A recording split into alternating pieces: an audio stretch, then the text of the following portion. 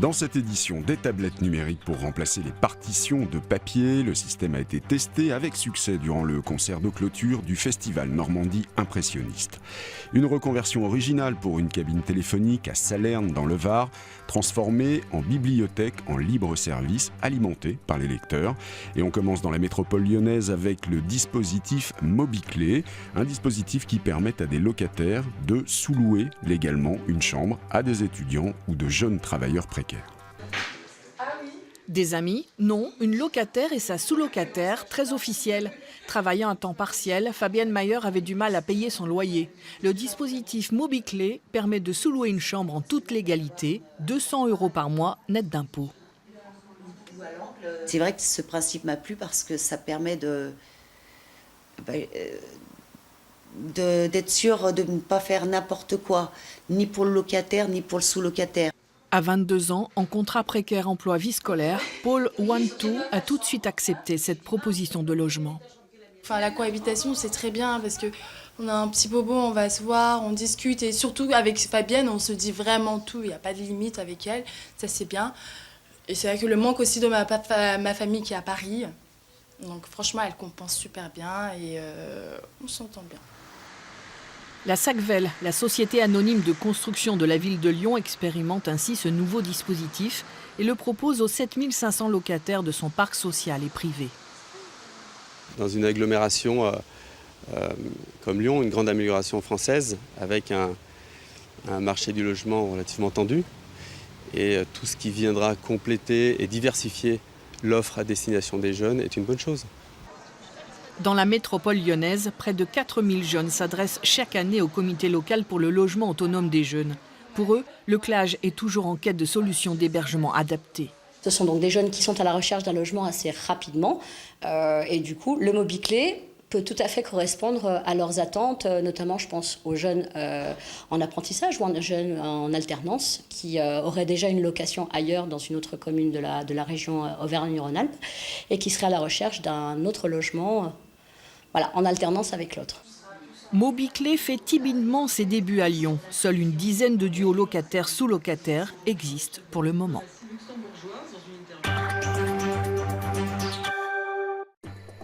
Elles auront bientôt toutes disparu du paysage, les cabines téléphoniques. Certaines communes où les réseaux mobiles passent mal se battent pour conserver ce service public. D'autres ont choisi de les garder et de leur donner une seconde vie, comme à Salerne dans le Var, où la cabine est devenue un point de partage de livres. On a installé des cabines à livres, c'est-à-dire libre service de livres, quel qu'il soit. Vous venez en déposer, vous venez en prendre, vous les ramenez ou vous les ramenez pas, vous faites ce que vous voulez. Et donc voilà, c'est un libre service. Dans ce petit village du Var, connu pour ses tomates, ses céramiques et ses poteries, la cabine téléphonique publique, promise à la destruction, s'est transformée en bibliothèque.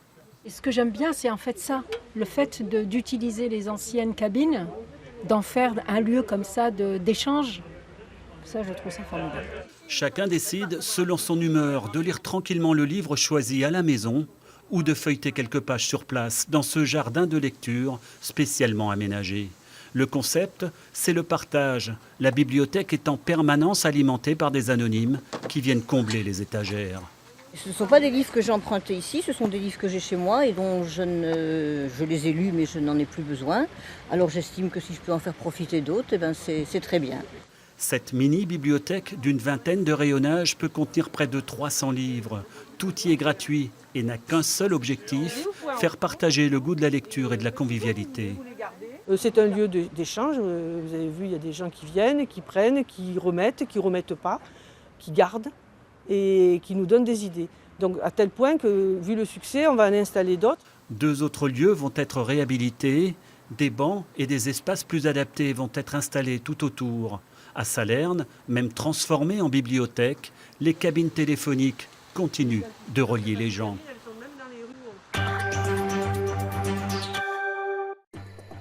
Après 5 mois de festivités dans toute la région, le festival Normandie Impressionniste s'est achevé en musique la semaine dernière à l'Opéra de Rouen avec un concert singulier. Pour la première fois, des tablettes numériques ont remplacé les partitions de papier.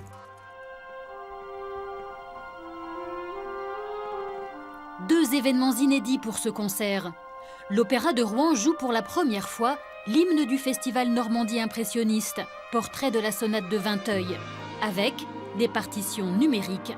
Les 36 musiciens et le chef d'orchestre sont équipés de tablettes sur un pupitre plus petit qu'à l'accoutumée.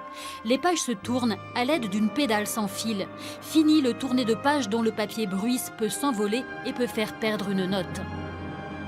Pour nous, les cuivres des instruments, des sourdines à mettre dans le pavillon, puisque tout se commande avec une pédale, on appuie sur la pédale en même temps qu'on met la sourdine et les pages se tournent tout seuls. Donc c'est plutôt positif. Moi j'étais assez convaincu par le système. Et l'orchestre a été courageux parce que c'est pas facile d'apprendre une nouvelle technologie comme ça en 2 jours. C'était ambitieux et on y est arrivé. Et je pense que c'est quelque chose qui à l'avenir, à court ou moyen terme, sera de tous les jours et de tous les opéras, de toutes les maisons en France et dans le monde. Yvan Cassard, compositeur et arrangeur pour des stars comme Johnny ou Mylène Farmer, est aguerri aux nouvelles techniques. Et cette alliance innovante du classique et du numérique l'a enthousiasmé, même si le système est perfectible. Qu'en aurait pensé Marcel Proust? Car la sonate de Vinteuil apparaît dans À la recherche du temps perdu. 4 élèves compositeurs du Conservatoire de Rouen l'ont écrite et elle a pris vie hier soir. Il faut aussi qu'on ait une espèce d'hymne, une ligne mélodique qui représente l'impressionnisme et qui soit un espèce de chant pour ce festival qu'on aime. L'hymne du festival a été imaginé par Proust au XXe siècle. Il est joué au XXIe sur tablette numérique. C'est l'esprit de Normandie impressionniste, un pont entre les époques.